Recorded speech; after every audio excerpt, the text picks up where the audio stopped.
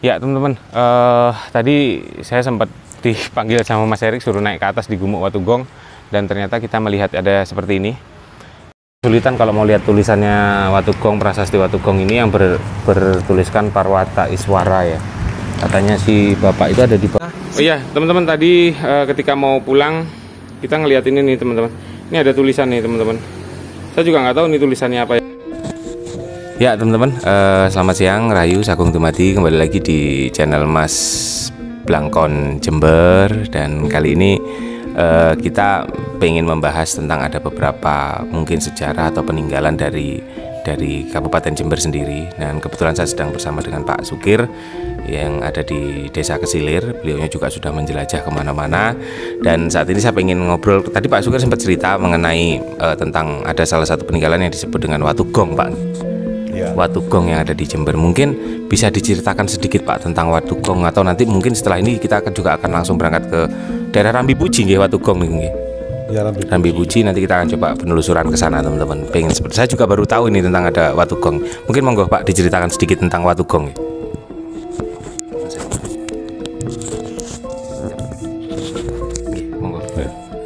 Sepengetahuan saya, Watugong ini memang ada prasastinya. Prasasti. Nah, prasasti itu ditulis di bagian bawah batu. Tapi kalau sekarang niku nopo kelihatan nggih? Nggak kelihatan. Oh, mboten kelihatan. Nggak kelihatan. Oh, dulu waktu digali. Waktu digali. Oh, jenengan waktu itu ikut ekskavasi nopo? Nggak, hanya lihat saja. Oh, lihat nih. Waktu digali itu dari arkeologi Jogja. Nggih. Waktu digali ada tahun 526 tidak salah ya. Saya agak lupa ini. Antara 500 atau 600 ya, 526 ya, 526 sudah Masehi ya. Masehi. Nah, ini berbunyi Parwateswara, huruf Pallawa.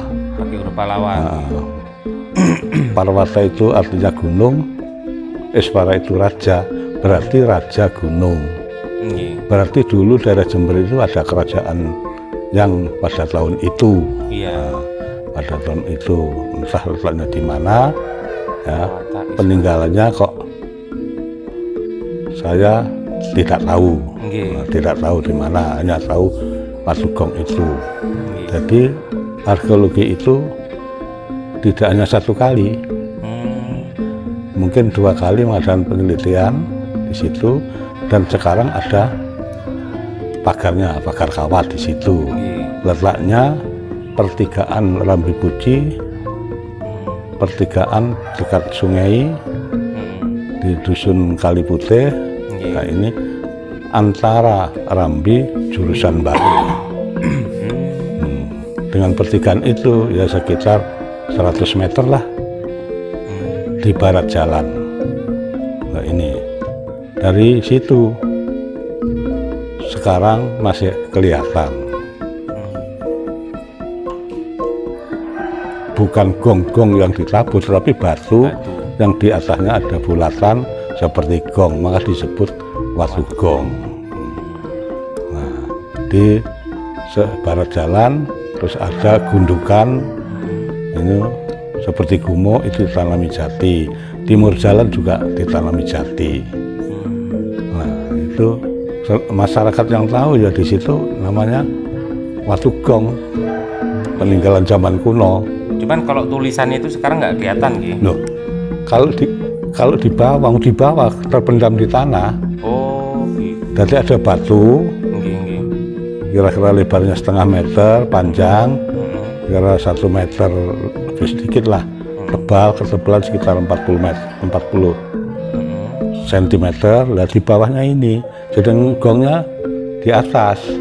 Kalau tidak digali ya tidak kelihatan. Kalau dulu sempat digali dan digali, memang digali oleh petugas waktu itu. Jadi petugas otomatis menggunakan orang lain, bukan petugas yang gali sendiri. Ini jadi dan lah itu sampai sekarang masih ada, dapat terlihat. Ini. Nah, di samping itu di Jember juga ada makam batu. Makam batu. Nggih. Makam batu di Desa Seputih, Dusun Pandean, Kecamatan Mayang, Kabupaten Jember. Itu bisa dilihat makam batu. Ada dolmennya, ada menhirnya. Ini ya, dolmen itu kalau sekarang ya maesan itu ya, maesannya. Itu istilahnya oleh purbakala itu apa ya, dijadikan situs purbakala atau? Kalau itu saya kurang jelas bukan situs purbakala. Kalau dijadikan situs purbakala ada batas-batasnya kan. Ada itu milik perorangan, tanah milik perorangan. Nah, tanah milik perorangan ini otomatis jadi milik perorangan. Ini. Dan di situ makam itu sangat rapat. Kalau dilihat sepintas bukan makam dari batu. Ya batu biasa itu saja. Tapi ada dolmen dan menhir, merupakan maesan dan ada tulisannya itu. Ya cukup banyak itu kalau dilihat. Batu petilasan kuno di Mayang itu. Jadi saya pernah mengantarkan petugas dari arkeologi ini, dari arkeologi. Ya petugasnya laki dan perempuan. Tetapi saya masuk itu izin dulu kepada kepala desa, izin kepada kepala desa dan mengajak dari Bapak Muspika, tetapi yang Pak Babinsa yang mengikuti waktu itu. Pak Babinsa terus bersama saya dan sebagainya melihat itu. Jadi kita enggak langsung melihat itu, enggak. Di sini ada desa, ada kepala desa, otomatis beritahuan kepada kepala desa dulu. Nah, ini karena kita sama-sama petugas pemerintah, otomatis melalui jalur pemerintahan. Jadi nggak mau nyelonong terus masuk itu kan nggak etis kan, nggak sopan. Ini. Jadi bagaimana juga saya ikuti terus sampai selesai. Ini. Jadi saya mengikuti itu atas dasar untuk memberikan kepada petugas arkeologi supaya lebih lancar. Ya kita tidak seenaknya masuk di tanahnya orang itu, sehingga kita nanti tidak dianggapnya tidak sopan. Kalau kita masuk langsung tidak sopan kan, tanpa sepengetahuan pejabat desa setempat, Bapak Camat atau Bapak Muspika lah kita itu. Jadi kita lebih aman, ada dukungan kepada petugas arkeologi. Kalau sepengetahuan Bapak tentang cerita Jember ini gimana Pak? Mungkin Bapak dulu kan juga sempat terjun di dunia seperti itu juga. Kira-kira sepengetahuan Bapak sendiri. Kalau Jember itu sebenarnya ya kota kuno, ada kota lama sekitar tahun 1400-an waktu ada pemberontakan istilahnya Menak Jinggo istilahnya ya. Misal Menak Jinggo itu namanya banyak, nama kecilnya Joko Umbaran, juga nama Wirabumi, bukan Bre Wirabumi, tapi Wirabumi saja. Ini, nah ini lewatnya juga lewat Jember. Nah, Jember itu menjadi wilayah juga dari Blambangan. Batasnya Sungai Bondoyudo, Lumajang, Jember. Ini waktu itu Menak Jinggo menguasai 4 kabupaten kan. Blambangan sendiri, Jember itu belum nama Jember. Belum nama Jember. Namanya apa Pak? Kalau namanya ya nama Jember itu kan zaman Belanda. Nah, namanya hanya merupakan Kademangan. Oh, itu kalau zaman dulu ya? Ya, zaman dulu. Jember berarti dibentuk oleh Belanda ya nama Jember? Ya, nama Jember itu. Jember itu artinya, kalau dari bahasa Madura, Jember itu kan luas kan? Iya. Luas, jembar. Menurut orang Jawa, jembar. Nah, ini. Jadi, waktu itu, kalau nama Jember sendiri merupakan afdeling zaman Belanda. Perkebunan kan, daerah perkebunan. Setelah ini letak kota Jember itu perencanaan oleh Belanda zaman itu, ya, dan oleh Residen Bondowoso. Kalau PLH-nya Bupati itu Bapak Notonegoro. Waktu tahun pinten nih Pak? Itu tahun 1923. Oh, itu Jember. Iya, jadi merupakan istilahnya itu merupakan perencanaan untuk kota kabupaten. Ini kota kabupaten. Ya. Nah, di situ ada merupakan senopati. Senopatinya itu dari orang Arab, juga dari orang Cina. Ini itu tahun 1925. Senopatinya itu. Iya. Ibaratnya atau adipati atau senopati? Bukan senopati. Senopati itu ya kabupaten itu juga punya senopati. 1925 itu namanya siapa? Untuk perwakilan Arab, senopati artinya itu di situ untuk bagi keturunan Arab ya membantu mengatur orang-orang Arab yang di Jember, yang Cina juga begitu sama. Iya. Ini. Namanya Syekh Salim bin Abdul Rahman. Ini. Makamnya di mana? Saya tidak melihat makamnya, hanya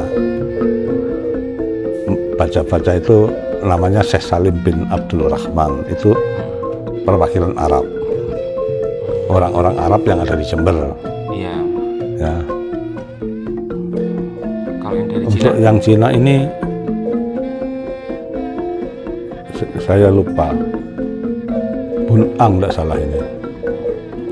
Bunang saya lupa itu. Ya. Mau tulisan juga lali. Itu tujuannya untuk ditempatkan di Jember pada saat itu era Belanda berarti kan? Era Belanda. Jadi bupati itu jabatan tertinggi bagi orang pribumi. Tapi residen itu Belanda semuanya.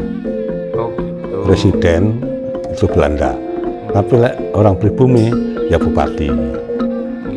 Rencananya dulu kabupatennya ya Regenskap. Regenskap itu kabupaten. Oh, gitu. Ya, itu bahasa Belanda ya, Regenskap. Ini rencananya di Kalisat. Tapi berhubung terlalu ke utara, kan perbatasan Bondowoso. Jadi Jember itu dulu ikut Bondowoso. Ikut Bondowoso. Maka perencanaan tersebut dipelajari kembali dan disusun kembali di kota Jember sekarang ini. Berdirinya itu SK-nya dari Gubernur ya dulu ya, dari Gubernur itu tahun 1928. Berdirinya Jember pertama itu 1928. Ya, itu SK dari sana, tapi tanggal 1 bulan berapa itu 1929 itu berdirilah kota Jember sebagai kabupaten. Ini. Nah, selain itu mungkin peninggalan apa aja Pak yang ada di peninggalan era lampau ya, yang setahu Bapak yang ada di Jember yang pernah Bapak kunjungi? Yang pernah saya kunjungi melihat saja ya, tidak mengunjungi, bukan sebagai petugas, tetapi sebagai orang yang melihat saja. Jadi Watugong misalnya, Oleng Sibutong, itu ya saya pernah melihat. Terus kalau di Mayang di Makam Batu ya ada dolmen-dolmen itu saya mendampingi petugas dari arkeologi, mendampingi. Nah yang lain-lain dulu pernah ditemukan di Andongsari di Gumuk ya, ada patung dari batu muda, bukan batu tua. Berarti prasasti batu muda. Kemudian patung tersebut dibawa ke kantor Departemen Pendidikan dan Kebudayaan Kabupaten Jember. Itu. Saya tahu itu, tidak tahu sekarang apa masih di sana, apa dipindahkan, saya kurang tahu. Oh, Oh, ditemukannya di Desa Andongsari sini. Ya, patung. Ya berupa patung, tapi ya namanya batu muda. Batu muda itu kan kadang-kadang grepes-grepes gitu kan. Nah, lain dengan batu tua. Kalau prasasti batu tua, otomatis ya batunya hitam. Nah, kalau prasasti batu muda yang masih apa ya, semu-semu putih-putih coklat itu, seperti padas itu kan. Ini yang saya ketahui itu. Kemudian makam-makam juga ada. Misalnya di Jember juga ada makam Mbah Demang. Nah, barat sungai ya. Itu tokohnya Mbah Demang yang di Jember itu gimana ceritanya? Kalau tokoh Mbah Demang di Jember namanya Demang. Demang itu menguasai 2 kelurahan atau 2 desa. Jadi atasan lurah, 2 lurah mempunyai 1 atasan, yaitu namanya Demang.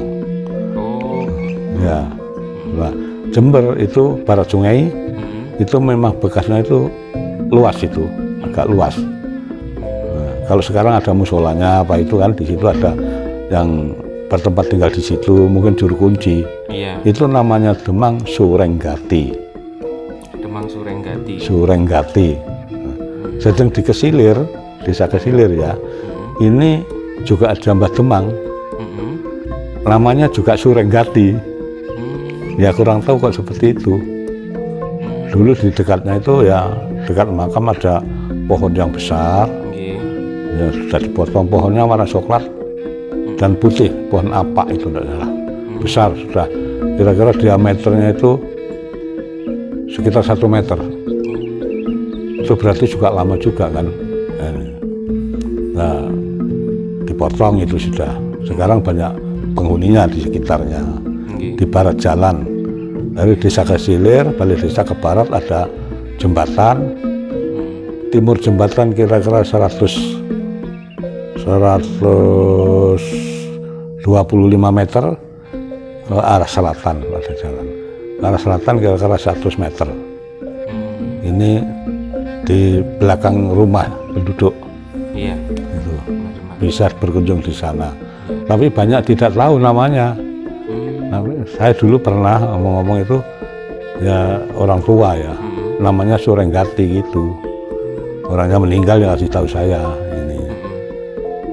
Dan itu sekitar tahun 1963 masa ini ada yang pernah datang orang dari Jogja itu menginap di rumahnya bapak saya ini. Ini katanya putranya Mbah Demang, orangnya sudah tua memang, tapi tidak tahu bapak saya itu ngomong-ngomong orang tua, saya nggak ikut ngomong, nggak ikut mendengarkan, cuma katanya itu putranya Mbah Demang Surenggati. Benar tidaknya kurang tahu. Ya kan nggak pernah kenal, ngakunya dari Jogja. Nah, nginap di rumah saya. Ini. Tapi saya kan masih kecil. Kan mau jagongan sama orang tua nggak pantas kan. Nah, nggak etis, nggak sopan. Ya teman-teman, kita sekarang sudah berada di situs Watugong. Ya, kita juga pengen tahu sih seperti apa bentuknya Watugong itu. Kita coba penelusuran ke tempat yang kemarin sudah diceritakan oleh Pak Sukir ya. Teman-teman, di sini saya ditemani Erik Berkeliaran. Mana orang sini? Jangan lupa subscribe juga channelnya Erik Berkeliaran mengenai hutan-hutan dan alas-alas ya teman-teman. Kalau pengen tahu tentang hutan dan alas, silahkan subscribe channelnya Erik Berkeliaran. Berpetualangannya di hutan-hutan dia. Oke, yuk ikuti terus. Ya bro, kita jalan bro. Nih teman-teman, jadi lokasinya ada di Rambi Puji ya, di Kali Putih. Di Rambi Puji, dulunya ini tempat wisata, cuman nggak tahu kayaknya sekarang nggak dipakai ya teman-teman. Teman-teman bisa lihat ya, sorry, bentar. Nah itu di atas tuh ada tempat wisata juga, tapi sekarang udah jarang. Di sini juga banyak warung-warung kalau buat bersantai. Lokasinya di Jatian Kali Putih. Kalau dari arah Balung itu sebelumnya pertigaan ini ya, pertigaan Kali Putih, Rambi Puji itu kiri jalan. Nah ini dia situs Watugong teman-teman.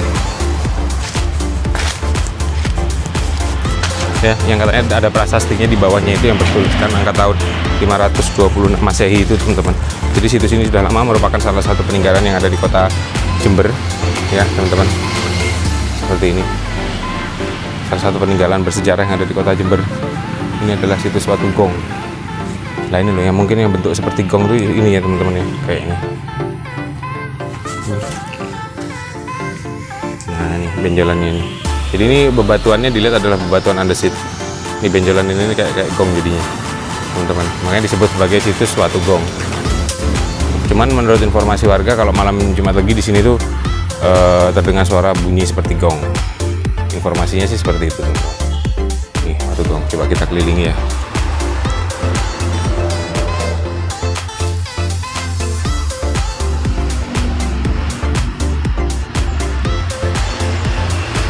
Jangan lupa juga channelnya Erik Berkeliaran, ini dia.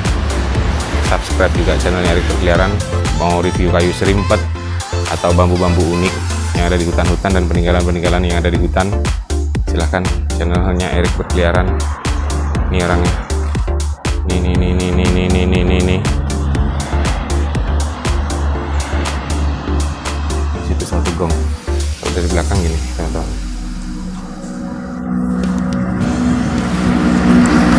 Keunikannya Watu Gong tuh di sini ya, tadi teman-teman.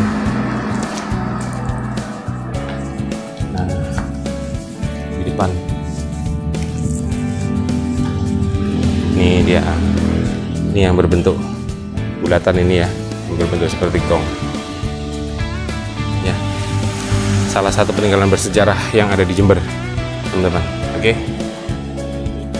Kesulitan kalau mau lihat tulisannya Watu Gong, prasasti Watu Gong ini yang bertuliskan Parwata Iswara ya. Katanya si bapak itu ada di bawah sini, di sekitar bawah sini nih teman-teman. Cuma nggak ada sudah. Atau mungkin batunya harus dibalik. Wong dulu katanya di bawahnya batu ini. Kata Pak Sukir, teman-teman. Ya, nggak banyak literasi yang bisa kita dapat di sini, dan mungkin video ini sekian dulu ya teman-teman. Kita lanjut ke video-video berikutnya. Tetap kita lestarikan sejarah dan kita gali sejarah semampu kita, agar anak cucu kita itu mampu mempelajari sejarah itu dan mengetahui bahwa bangsa kita dulunya adalah bangsa yang besar. Ya, terima kasih teman-teman. Sekian dulu video dari Mas Blangkon. Sampai ketemu di video-video berikutnya. Sehat selalu, salam rahayu, dan salam jas merah. Terima kasih.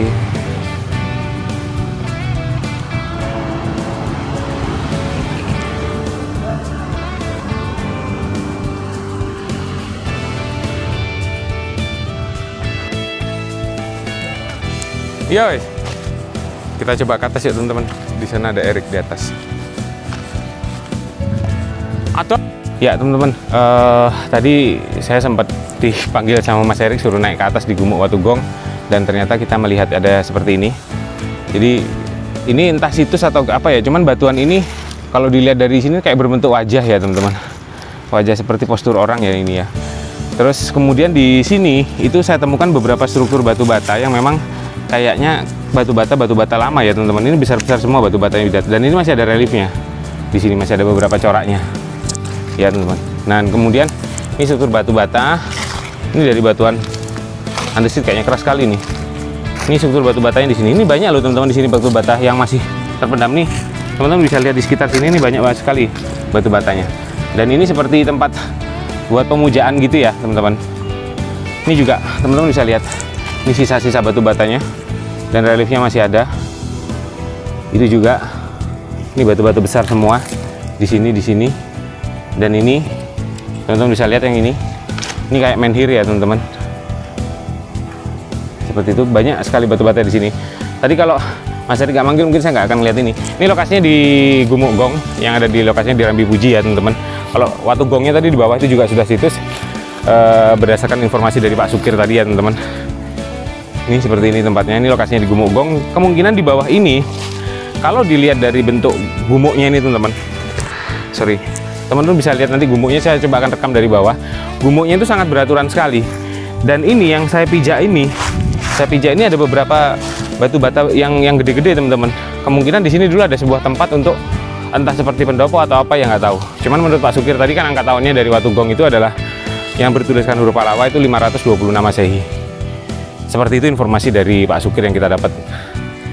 Ya teman-teman. Coba kita akan coba cari lagi di sekitar sini, mungkin apakah masih ada yang bentuk-bentuknya seperti ini ya teman-teman ya. Mas Erik tadi keliling nggak ketemu apa-apa Mas Erik? Enggak. Coba dilihat lagi. Oke, kita stop dulu ya teman-teman. Ya teman-teman, sekian dulu ya penelusuran tentang Watugong.